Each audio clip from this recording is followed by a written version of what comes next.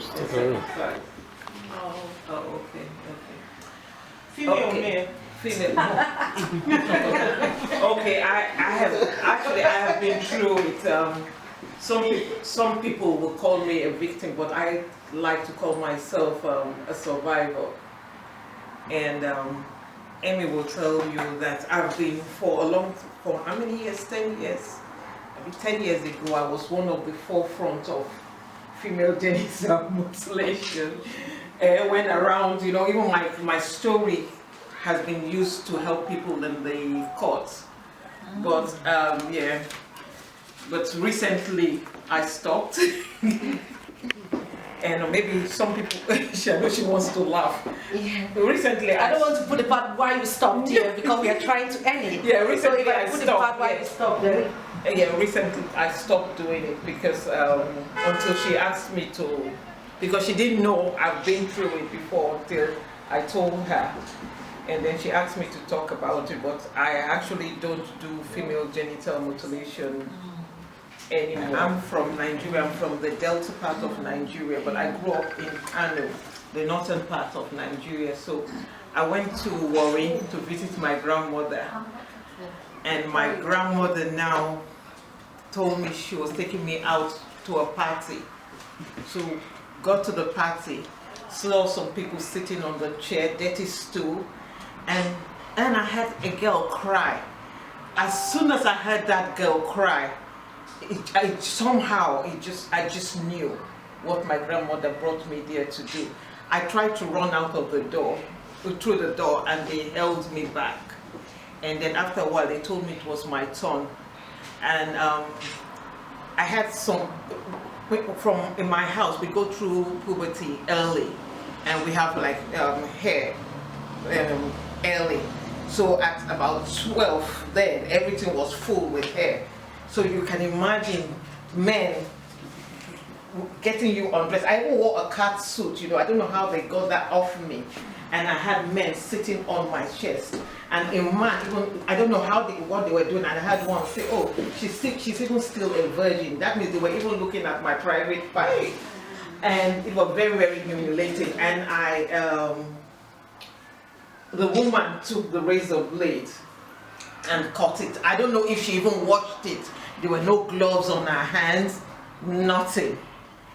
And after that, we went home, and everybody at home knew that I had been circumcised. Apparently, they knew about it, and they came out singing in my place, oh, why, yeah, something like that. I'm now a woman, and they've rubbed this red wood on my body. How old were you then? 12 years old. And that act they did, I mean, it made me not trust my grandmother. And until she died, we were never friends. I mean, we hated each other. It was mutual. I hated her, she hated me. That she even said I should not come to her funeral, which was, and the day she died, I was like, my mom said my mother had died. I said, well, good for you. She said, Elsie, her funeral. I said, well, Mom, she said I should not attend her funeral, so I have no business. That's how much she killed that, you know. So, you know, but now that I'm, you know, grown older, I don't really blame her. I blame the culture, because she thought she was doing something good, you know. And as one, there's a comedian, I don't know if you know him, Godons, in Nigeria. He's a comedian. He made a joke about circumcised women. He said circumcised women are like a phone without a SIM card, and a mayor without an office. That is how bad it is.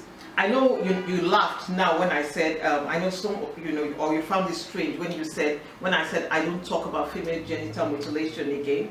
The reason is because I will now put it, and then you will understand the effect. To me, I say it and I laugh about it, but sometimes I think it's my own way of accepting what happened to me. After I had my daughter, I broke up with her dad, and since then, I don't think I'm missing anything. And now I don't talk about female genital mutilation. I shouldn't laugh about it. But I don't talk about female genital mutilation again because I feel it's working in my favor. Because I can look at the man and say, you know, go to hell, I don't need you. You don't have any feeling for me. I don't have feeling and I don't care. You understand? So it's, you know, one woman, when I talked about it, exactly, somebody called me, my friends called me Mr. Reed. Instead of also, it's like, she doesn't, I don't have that feeling and I don't care. You know, so it, you know, it kind of works in my favor because I don't think about men. I don't have a man and I don't think about it. But, you know, if you know, for me, it's, you know, I think it's okay, but for you, you know, something is wrong. Yeah. You understand? One woman looked at me the other day, she said, the person will do you this thing, God will punish her more. You know? And then I had a man talk to me the other day, he said, some of my friends, until recently, they stopped matchmaking me, but one time they thought it was their job to get me settled. And the man asked me, he was like, how can a woman like you not have somebody? I said, well, to be honest, it's not, no man did it to me. It's me, I'm the problem. I don't care about, you know. Some people even think, go to as far as, are you a lesbian? And I tell them, I'm not a lesbian. I don't sit down at home. That's why, thank God, the children are there. I said, I don't myself or all that. I don't have that feeling and I don't care about it. So that's how bad, you know, people will think that if I circumcise a girl, that pain dies with her. Okay, she's got up, that's it. No, it's a pain that is something that affects you through your life. You know, it makes you, you know, one that you have problem of trust. You understand? You have that problem of trust because the person who did this to me is somebody I trusted. You understand? Then beside that, there's this shame. That's why a lot of women will never tell you they're circumcised outside Nigerian wall. Because in Nigeria, in my place, it's pride. Yes, I've been circumcised, I'm a woman. But outside Nigeria, it's a shame. You can't tell people you're circumcised because you feel that you're not a whole woman anymore. Just like Godot said, you are a mayor without an office. You know? And then it's caused a lot of problems in marriages. I've heard men tell me that their wife lie down on bed like a log of wood. You know, and for some men, you know, in my place, the reason they do it is because they want to control women. They don't want you to be wayward. But now the bad side of the coin is that the men don't feel, you know, you're a man. A man does not feel he's a man if he's touching a woman and she's not moving. So am I lying? Is that an effect of the circumcision? That's the effect, yeah. Yeah, so a man does not feel he's a man if he's touching his, I mean, if you go on the internet, I see men write, I don't know what's wrong with my wife, I touch her, nothing is happening. They don't feel they are men. And some men, if they love the woman, they will try to work with her. Some men will go out to go and, he has to prove he's a man now to see if he still has that in him. So it's broken a lot of marriages. And then, okay, I was lucky in my case that I didn't suffer from, I didn't have any infection. But some, because remember I told you, woman had a blade. You know, I don't know if she had used it. You know, I don't want to lie, you know, here because I can't remember, you know. But I don't know if she even washed the blade. And if she washed it, maybe it's the same blade she used for somebody that she used on me. It was not sterilized. She didn't have gloves on. So that means if she had cut herself and that other person had AIDS, I will have had AIDS. She have a face mask. What is face mask? I say somebody not get gloves, you say na face mask. When the face mask start? Person not get gloves, you say face mask. And dirty place because they just finished circumcising one person and put me there. You know, so a lot of women have, you know, infection. Even some people bleed to death because they don't cut it well. Some women, because of that infection goes into their womb and they become infertile. You know, some people cancer or whatever. And then beside that, you have the psychological problem again, which, you know, we go through. You know, in my job, I work in capital, And at one time we were handling this thing, cervical cancer screening. You know, all those letters you get from cervical cancer. Okay, so I was in this meeting with NHS and they were complaining that they even send text messages and women don't respond to it. I just sat down in one corner and I was giggling. And then my manager was like, "Elsa, what's funny here?" I said, "Well, do you want my opinion here?" And they said, I said, "Well, the truth is that if you send that text or emails to me 20 times, even 100 times, I am not going to go there for that screening." And you see all these white people, they were like shocked. They're like, Tom, I said, "Look, what you're doing, you think by sending these reminders to these women, it's going to make them go. No, you have to set one, you have to train your doctors and nurses that when a woman opens her private part and you see it's looking funny, you should just shut up your mouth and do what you need to do." You understand? They have to educate that and they have to go back to the community, like our community, and advise these women that, look, we have trained our women, we've trained our doctors, we've trained our nurses not to ask you questions, and then it becomes, as you know, the women will now have that trust and will want to go. She knows that I have had a lot of, I've organized a lot of cervical cancer screening in Nigeria, paid for with my own money, paid for women that they found that they had cervical cancer to receive treatment. But if I tell you that I have not gone for that test myself, you'll be shocked. And the reason is because people like us that have been through this, it's embarrassing for us to open our private part to nurses. And some nurses are really bad. I mean, I've had a nurse look at me and like, "What happened to you there?" You understand? So I don't want to go to you know, so I don't want to go to any nurse and open my private parts and she's asking me what happened in my private parts. You know, it's embarrassing. You know, so that's that's why a lot. And so imagine, God forbid, a lot of women in my position too will not go for cervical cancer screening because of this, and then have that problem which could have been detected earlier. You understand? These are all the effects of cervical cancer, FGM. You know, so it's not just the cutting. The wound, even though the wound heals, it doesn't, even though the wound heals, but the scar is something you live with all through your life. Of things, there are no health benefits. Just to be honest with you, they have done a lot of research worldwide, and till today, nobody has found any health benefits at all.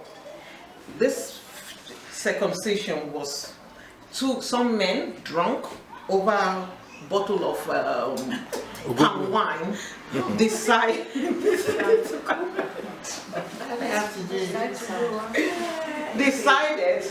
that they have to control women. They have to control their women. And that's how that circumcision came about. It has no health benefits at all. No health benefits at all. It's not even religious, it's not even the Bible, it's not biblical, it's not in the Quran. So it's a cultural thing? It's a cultural thing, yeah. Does it have any relationship with religion? None at all. It's not in the Bible or in the Quran, it's nothing at all. It's just tradition by some drunks. But right. Exactly. Is it in certain tribes or all over the village? Is it? No, certain tribes. Yeah. Like my tribe, some men will not even marry a woman if she's not circumcised. Yeah. And last meeting, somebody told us of women, pregnant women that even asked to be circumcised. Yeah, in one part of Nigeria, it's part like their own baby shower. That's Yeah, like baby shower, yeah. They'll circumcise the woman. At that age, they'll be in pain. Yeah. Ours is even better, the Somalians are this one. Type 4. Type 4. they sew it. Huh? Yeah. So after they do it, they sew it. They sew it. That's it. They sew it. So they leave they leave a little hole for the woman to pee. So she can pee. Yeah, they leave a little hole. But what is sad about these people is that for the ones that are sexually active now have anal sex. Hey, what? Yeah, because they have to be virgins when they are married, and they don't want you to lose this, because if they lose it, then they will know that they are not virgins. So the way around this is by having anal sex. Wow. Which has its own side effects too. Wow. Divide and rule. Yeah? Divide and rule game. It's sad, you know. It's just. Huh? It's sad, but.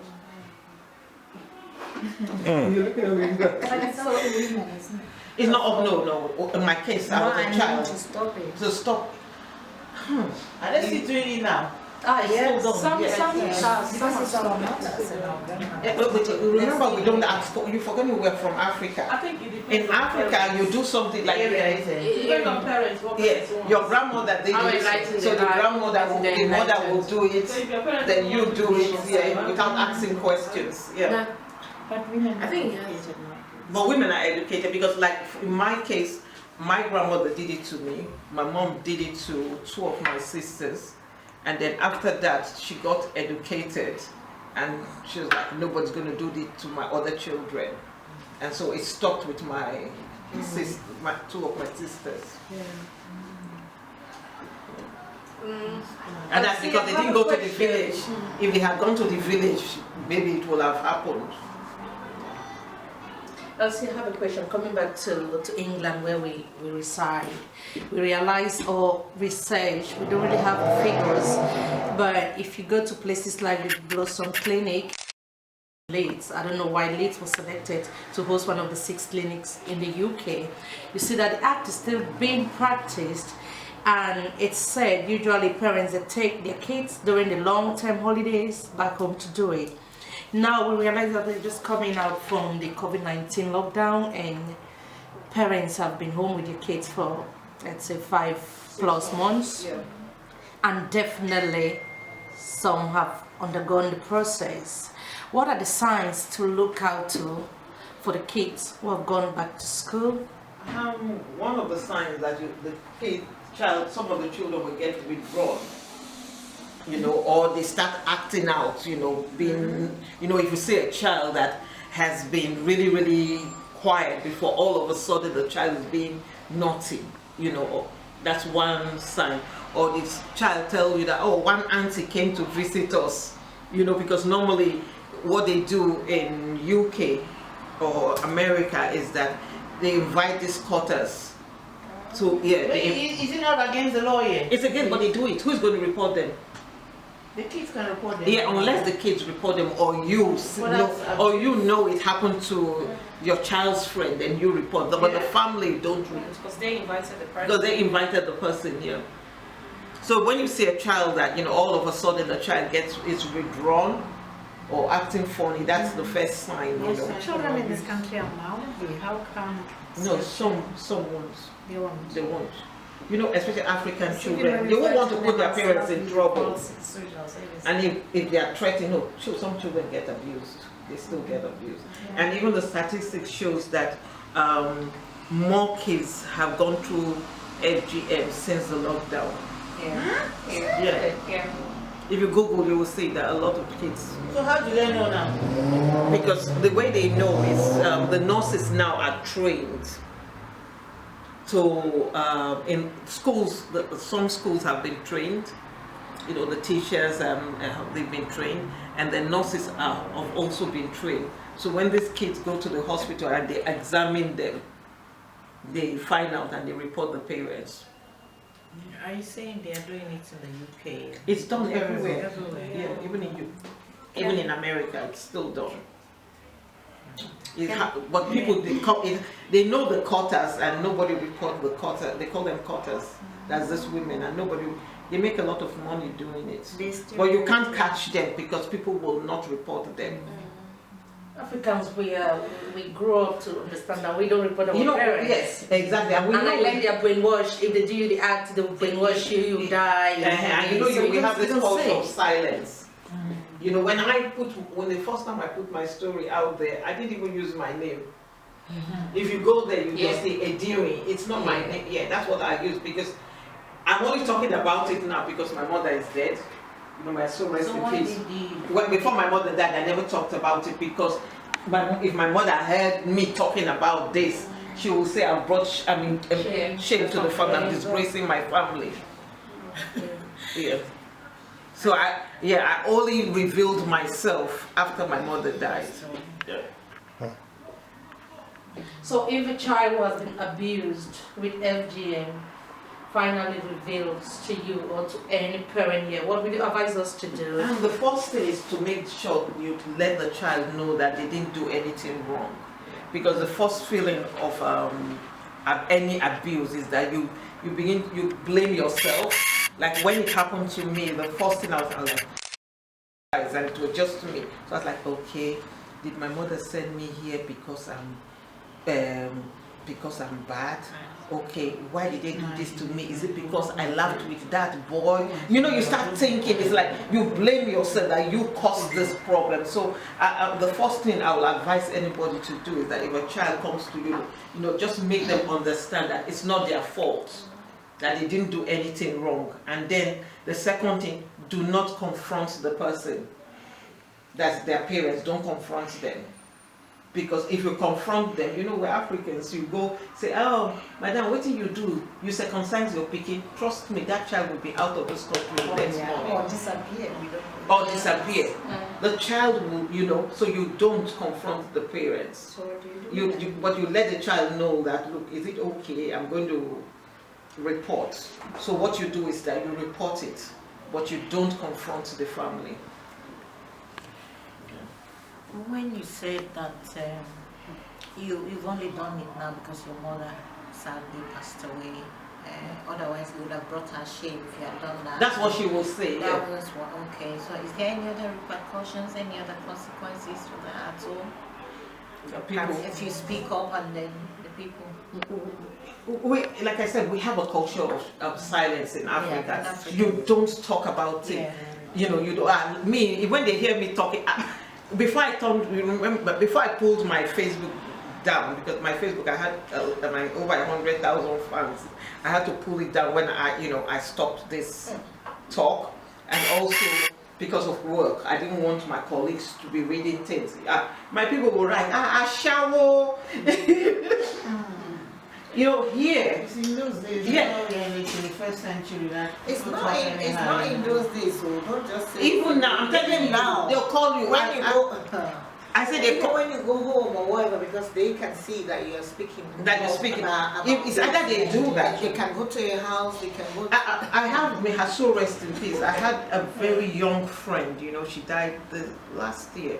I had a very young friend who was abused when she was a child in Nigeria. Her uncles raped her, and the mother took sides with the uncle because she didn't want the father to hear, and this thing disturbed this girl for long. I mean, it disturbed her, and she had a friend who helped her go to Russia.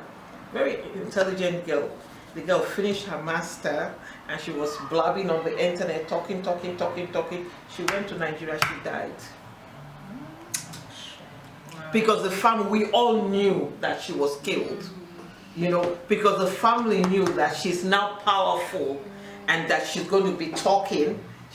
I mean, the girl was like mini-me. How do they sleep though at night? No, I don't mean with Feelings for you. I don't mean with genital mutilation. It was That's not that part of abused. that. No, the thing of killing someone. going to the extent of killing someone. It's normal. It's nothing. In Africa, they kill, and people even kill. People kill because of money or anything. It's killing is not. It's normal in Nigeria. I don't know of your country, but Yeah, but even in this country, it's normal. it's Depends nothing. on the individual. And I come from a country which is the murder capital of the world, but it's done the Western way, but it's not to do with genital mutilation. And most of the people who do that, a lot of them, you can see that they do not have peace, especially if they don't get caught. And the neighbors know. Not Nigeria. Nigeria, they will kill you and sit down there and smile at your face. Growing up, the reason my parents shipped me abroad is because two things they didn't want me to do. They were scared of. One, that activist. Two, that I will be an herbalist. And guess what? Those two things that they feared me being, I am them today. So, when not juju herbalist too, please. No, not juju. It's like I study herbs and I use herbs, play with herbs to help to heal people. So, but not juju. I'm not spiritual herbalist. So, my parents know that I will say anything, but just to give my mother respect, because it's her mother we're talking about, you understand? That's why I decided not to expose it until she died, yeah. Because it's a secret society, isn't it? I'm telling you, Africa is like that. So you're not supposed to speak about it. You're not supposed to speak about it. You're supposed to, and that's what's killing us. Yeah, and so when you were talking, I totally agree, because personally I got interested in the FGM because I have a very good friend who was circumcised. She's not married, she don't have kids, and I see the stigma she goes through. Her confidence and everything has been affected. But on the other way around, what we're saying, back home the parents, they take the credit, and to them is pride. If you don't talk about it, so to them it's an advantage that I have a child who has been circumcised and who is not talking about it. Whereas esteem and confidence, and when we started this FGM program, we needed survivors to talk. We came across a whole lot of them, but they are not willing to talk.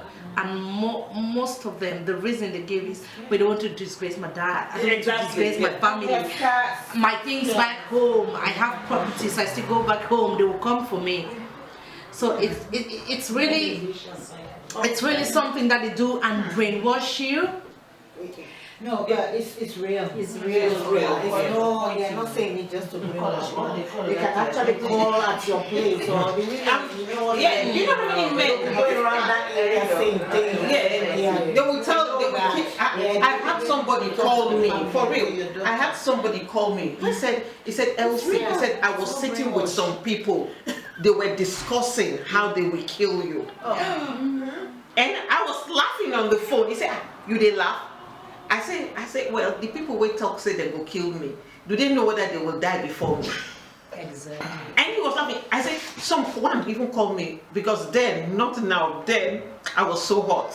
If I talk, even the whole Delta State closed.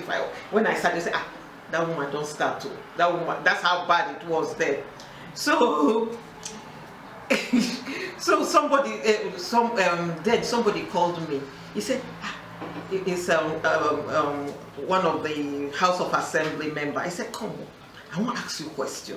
I said, what? He said, you buy which? Abi you be Obanji?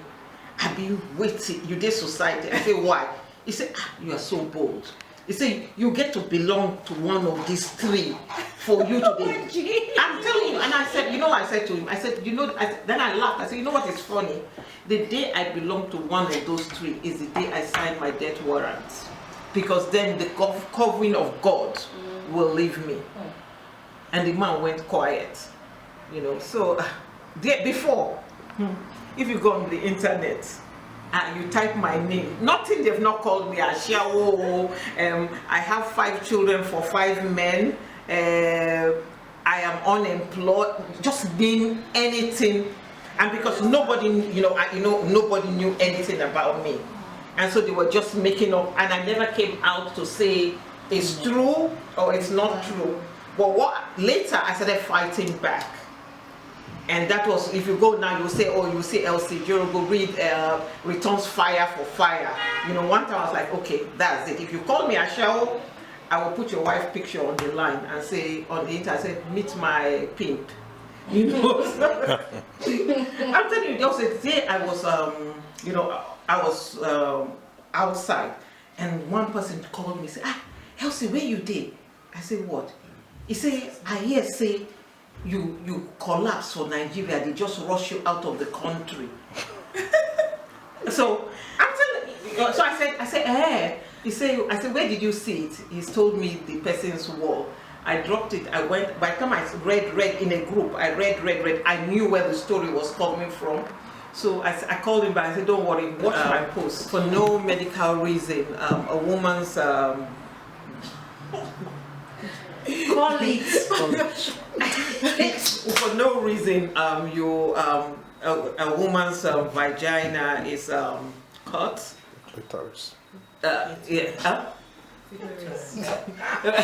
Okay, the clitoris is cut, you know, or so, you know, for no medical reason. That's what it's in Africa. We call it circumcision. So that's it. Yeah, just like the men. Where did they put them? Huh? They chop in the bin. It's thrown in, I don't know where they throw it. I think it's thrown in the bin. It's something like this. Let me show this to you. How they cut it. Traumatic hearing about it. So you see, this is a clitoris. So they pull it up like and cut it. You see. Huh? And they don't give you anything for pain or anything when they do it. So they just hold you, cut it. This. Trauma people the ones who are Hey! Very painful. Horrible. Okay, so back to your question. Then why you don't have feeling for... Okay, just like I said, it's, you know, Godot said, it's like a woman it's like a phone without SIM card. The thing that makes me, you know, the clitoris that makes me, you know, when you're having sex and the man has sex with you, you know, the clitoris is the one that, you know, so they cut it off. So when they cut it off, you don't have that feeling anymore. Yeah. That's the reason why they cut the clitoris off, because they feel that if you don't enjoy it, you will not be wayward. Yeah. You don't have a clitoris, so you don't get orgasm. So you are not able to satisfy your husband. No, but it's your husband to go outside to look but at they the didn't woman. think of, you know, that's why I said it's something men came up with. You know, men, they only think one way. Okay, I want to cut my woman thin so that she not go come out. But their brain did not go that, okay, when you cut the woman thin, she will not even enjoy you too. So you go look another. So you go look another. They didn't think of that. They were only thinking of, if I cut them, the woman no go follow another man. That's all they were thinking of at that point. They didn't think that, okay, this woman too no go satisfy me. Okay, selfish. And you know, They're selfish. And the thing is that some men don't even care anyway whether you enjoy it or not. They enter with it. Give children. Some men don't even touch their back home. For real, back home, some men don't even touch their wives until it's time to have a baby. I know someone that told me, actually, she was like, and in America, actually, she said the only time they make love is the man will say, name, you don't reach time to get another pikin. That was the only time they made love. Yeah, so he does not understand. And in fact, our America. you know what? In fact, our culture, a woman is not supposed to enjoy sex. In fact, back in the days, if you show any sign of that you enjoy it, you are an ashawo. I know, for real. But I have a friend in America. For like 1 month, we didn't see this man. We're like, where did this man enter? Where did this man enter? So one day we're all out now in a club drinking, you know, laughing. And the man came. So we're like, where you go, sis? He said, now this young girl, where my wife don't come from Nigeria. Now this young girl, now everywhere where they do. You don't go Nigeria, go bring a shower. I'm telling you, because woman, we're not supposed to enjoy sex. It's the man that's supposed to enjoy sex. So when they cut the thing, is for you now not to even enjoy the sex. So they were not thinking that, okay, this woman I caught her thing, even me no go enjoy, because you don't have orgasm. You know, because they cut it, there's no orgasm or anything. Even though some women told me that they fake orgasms so that the man would be happy. But the truth is that you don't even have orgasm anymore. Does it depend on the time? Because if it's small, they cut it. If they cut it just really, the woman, they cut her, then cut it, you know, some of them just cut a little bit off. So, the woman can, Or if she takes one of these sex enhancer, like Kaya Mata in Nigeria, so. There is Kaya Mata in England. Even somebody does it in Leeds, so. Yeah. Okay, one video. Even me can do Kaya Mata, so. You don't do Kaya Mata. You are not Kaya one. So you don't. Kaya for doing today. I'm a herbalist. Yeah, she does. I'm a herbalist. I do. So I'm going to do today. What's that? Blood. I see the function video this. Prepare. I hope I have. Any more questions on FGM? Oh, that's most of the question. Huh? No, not really. Yeah, Elsie, I just want to say you have really come out of the situation, like you have your confidence, you have your self-esteem, you're high up there, walking up straight, no matter what was done to you. And you've told us how you succeeded to build your confidence after the act. What can you say to other survivors who are out there, who have been circumcised, and they have lost it all? What can you tell them how to move on from that situation? It's not easy to tell. A lot of people think, especially that I'll go back to our culture. A lot of people think just say sorry or snap out of it and boom, everything is fine. It doesn't work like that. True. Like I told you before, people say time heals wounds, but I strongly disagree. Time does not heal wounds. What time does is that it covers it with a scar tissue.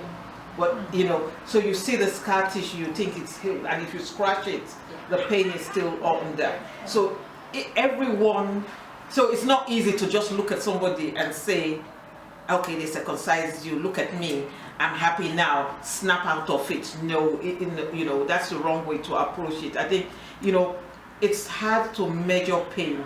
Pain is something you can't measure. So the way I felt, and to God be the glory, I've moved out of it. Somebody else, will feel a different kind of pain. Some people need psychological help. Some people need, it takes the special grace of God to forgive somebody. If forgiveness was that easy, I mean, we will all be living happy, But in Africa, people think, oh, once I tell you sorry, you must forgive. If you don't forgive, you are a bad person. That's right. That's the wrong approach, to it. So I think it's best to treat people differently, because we all handle it different. To some people, I could just say, okay, it's happened, move on. But to some people, I will say, seek help. You understand? Yeah. So it's just, there's no one word for it, it's not like one size fits all. It just depends on the individual, how that is. Yeah, for me, I would say, if you look at, I could laugh, I tell you, oh, I'm healed, it's okay. I do have my bad moments sometimes, but I've learned how to handle it, and, because it works in, I think the beauty of mine now is that it fits my present life now, and so I have accepted it, but maybe if it didn't fit my life now, I wouldn't accept it, so it's, there's there's nothing, I can't say this is the advice. I would just say, if you're going through depression because of it, seek help, or talk to someone, if you need to be on medication, be on medication. That's it. But I can't say, oh, it happened, move on. No. And Africans like saying that. Yeah, I mean, I had an argument with somebody who made me so mad this morning, and the reason the person made me mad, you will laugh. The person sent me one email, one message, said, Obama said forgive and move on. And I mean, that made me really mad. That's when I said, look, you know what? Don't you ever in your life send me this kind of message again. I asked him, I said, have you ever been raped? Have you been abused? I said, why do you Africans think you could just tell somebody, oh, move on, forgive, forgive? It doesn't work like that. You know, sometimes somebody will look at me and say, oh, why don't you just forgive your grandmother? Or why don't you forgive? I asked the person, do you think I'll just wake up one morning and say, Elsie, today I'm not going to forgive? Or you think I'm happy not forgiving? So if you talk to people that are in pain, it's not like they don't want to forgive. I mean, sometimes you are even mad at yourself for not forgiving. For real, there are times you're angry because you can't forgive this person. You know, it's hard. As much as you want to forgive that person, especially somebody that has been through FGM. You know, I'll use that as an example. You wake up in the morning. Yes, I'm going to forgive this person. The scar reminds you of it. You go to the bathroom, or maybe you meet a new man, and the man tries to go downtown. And he's like, baby, what happened there?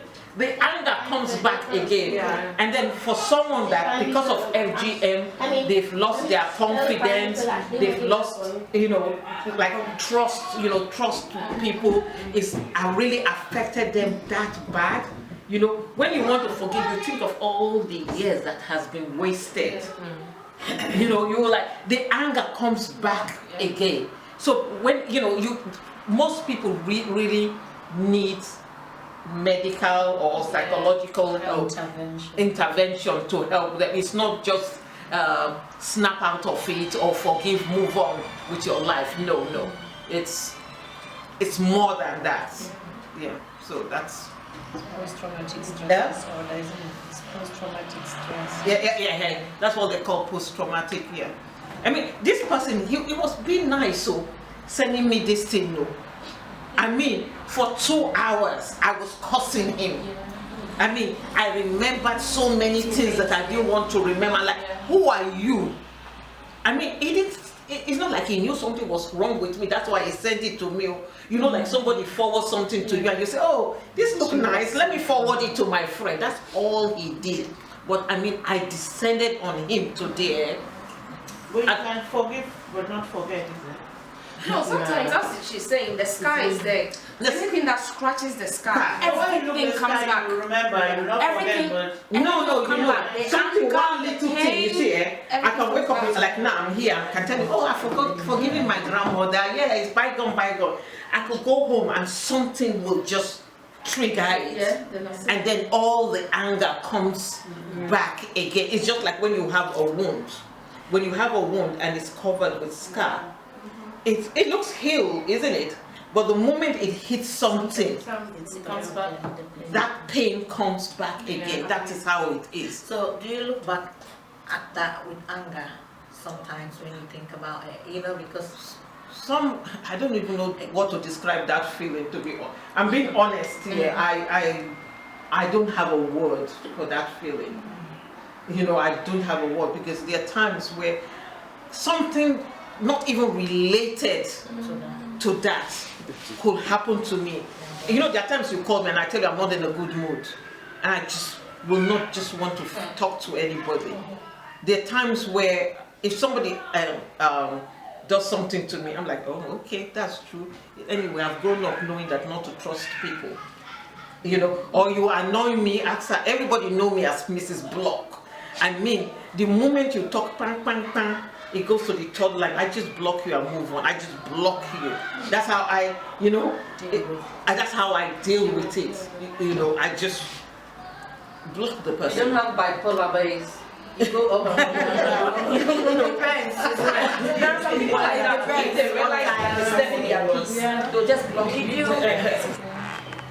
Okay, the UN record shows that 30 countries are still practicing FGM. We are in 2020, we were talking about FGM, and they were looking forward that by the end of 2030 it might be eradicated.